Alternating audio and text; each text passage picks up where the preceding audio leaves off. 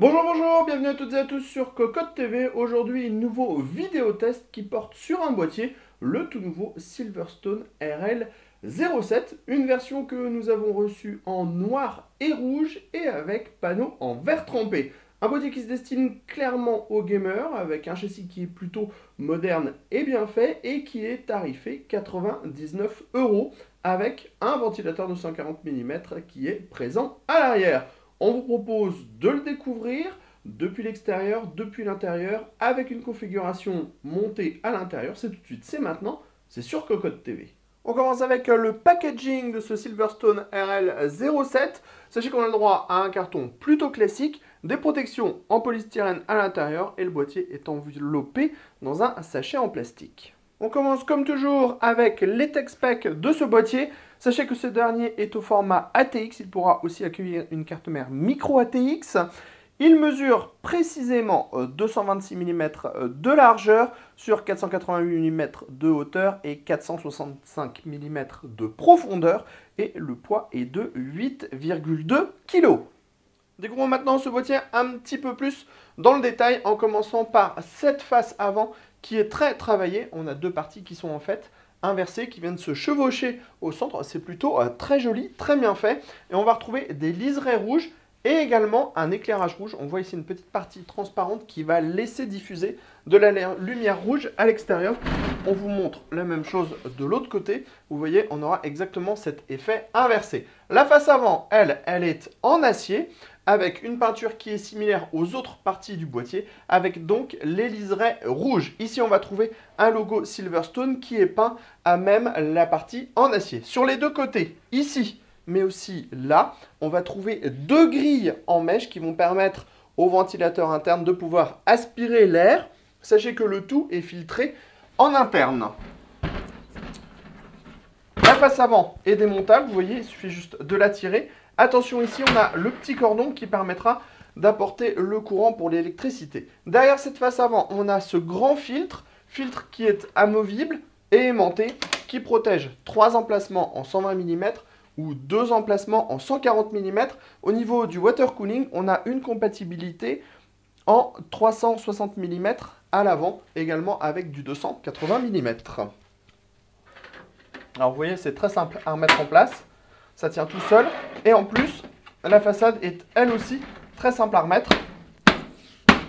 Il suffit d'appuyer et c'est fait. Sur le côté droit, on va trouver un panneau en verre trempé de 4 mm d'épaisseur. Celui-ci est plutôt très bien intégré. Tout d'abord, on a un pourtour entièrement noir, donc pour ne pas voir le châssis. Et surtout, avec les deux vis à main, on n'en a pas 4 pour une fois, ce qui change un peu. On n'en a que 2. Et on a un système d'ouverture en fait qui est un peu comme une porte classique avec une armature en acier qui a été ajoutée dans le bas de la porte vitrée. Et ça, c'est une très bonne idée. Ce qui fait que c'est assez simple à remettre en place. Et ça offre plutôt un bon maintien, même si ça a un léger désavantage selon nous. C'est que la partie en acier peut vibrer contre la partie du châssis, puisqu'il n'y a pas de petits patins en caoutchouc. À l'arrière, on a une architecture qui est plutôt classique pour un boîtier ATX avec ici un emplacement pour un ventilateur 120 mm, mais également 140 mm. On voit que le ventilateur en 140 mm est déjà présent de base. Pour un ventilateur en 120 mm, on pourra régler la hauteur sur 3 cm. On a ici l'emplacement de la plaque qui oscille de la carte mère. Ensuite, on a 1, 2, 3, 4, 5, 6, 7 slots d'extension. Montage par vis classique depuis l'extérieur. Il faudra démonter la petite platine. Enfin, dans le bas, on trouve l'emplacement de l'alimentation. Cette dernière reposera sur une structure qui est en acier. Et en dessous, on trouve un filtre amovible à destination de cette dernière. Sur le côté droit, ça reste classique avec une porte en acier qui est maintenue par deux vis à main. Par contre, elle est très bien intégrée puisqu'elle vient vraiment affleurer le dessus du boîtier.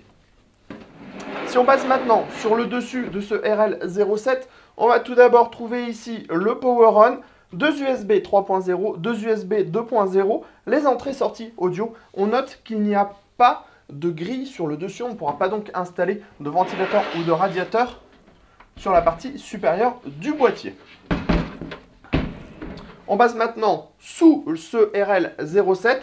On retrouve le rouge qui vient courir sous le boîtier. On a des pieds qui courent tout le long. C'est plutôt bien fait et ça vient rappeler les parties en plastique et les parties en mèche. On va trouver 4 patins en caoutchouc et le filtre amovible à destination de l'alimentation. On passe maintenant au châssis interne de ce RL07, un châssis qui est tout simplement moderne et classique dans l'air du temps. Dans le fond, on va retrouver un gros passage pour la backplate CPU ou la backplate de votre système de water cooling. Dans le haut, on va retrouver des passages à plusieurs endroits et sur le côté, on va avoir un espace totalement libre avec 2 passages qui sont équipés de caches en caoutchouc et enfin une platine qui est plutôt pratique, qui vous permettra d'installer plusieurs choses, soit en modifiant un petit peu le boîtier, soit en utilisant les différents trous qui sont disponibles. Sachez toutefois que derrière cette platine, on retrouve les différents plateaux à destination des SSD. Dans la partie avant, on a la possibilité de mettre 3 ventilateurs de 120 mm ou 1 ou 2 ventilateurs de 140 mm. On a également un très large passage ici, ce qui permettra de faire du push-pull avec du radiateur relativement, enfin, en 46 mm d'épaisseur maximum. On vous montre d'ailleurs ça tout de suite avec notre modèle en 360 mm qui rentre parfaitement à l'intérieur du boîtier. On le voit sur les 3 emplacements en 120 mm. Si on met des ventilateurs devant et derrière, ça logera aussi sans peine. Vous voyez, et pour le 240 mm, autant dire que ça passera aussi sans problème, tout comme pour le 280 mm. Donc, 3 x 120 mm, 2 x 140 mm à l'avant. Ensuite, on a ce grand cache à destination de l'alimentation. Le cache est plutôt haut, plus haut que la moyenne, tout simplement parce qu'on a une cage HDD à l'intérieur pour 3 emplacements. On a un passage ici sur le dessus qui permettra de relier par exemple les SATA. Sur le côté gauche, on va retrouver le ventilateur en 140 mm, les 7 slots d'extension avec le montage à l'arrière. La partie supérieure, elle, ne présente pas d'équipement. On découvre maintenant la partie arrière du châssis du RL07. Tout d'abord, on a ces 3 paniers SSD. Donc ce sont des paniers en plastique, c'est assez simple à utiliser. On appuie sur les côtés, on tire et ils vont coulisser. Et on vient charger le SSD à l'intérieur, un petit peu comme une cassette à bande qu'on mettait dans un lecteur de cassette avant. Et ensuite, on vient reclipser le tout simplement comme ça. Tout est démontable, ce qui est plutôt une bonne idée. Ensuite, au centre, on a les 2 passages pour le cable management avec des scratchs, ce qui permettra de regrouper facilement tous les câbles. Dans le bas, on a la cage HDD, 3 emplacements, compatibles 2,5 pouces et 3,5 pouces. Ce qui veut dire qu'au total, on pourra installer 3 disques durs et 3 SSD ou alors 6 modules au format 2,5 pouces. On retrouve ici le large accès backplate, les passages dans le haut et ici l'emplacement de l'alimentation dans le bas qui est filtré par en dessous et qui ne présente pas de système anti-vibration malheureusement. Rendez-vous tout de suite avec la machine montée à l'intérieur de ce RL07. On vous montre maintenant ce que cela donne avec tous les éléments à l'intérieur du boîtier. On va donc retrouver le système de water cooling qui est monté à l'avant, un 240 mm en IO avec les tuyaux qui passent par le dessus et qui viennent au niveau du water block. Le tout est installé au-dessus de la carte mère. On voit que le résultat est très propre, les câbles passent tous par les passages et on a un passage dédié dans le bas pour l'audio, l'USB, l'USB 3, le power on, le reset et toutes ces choses-là.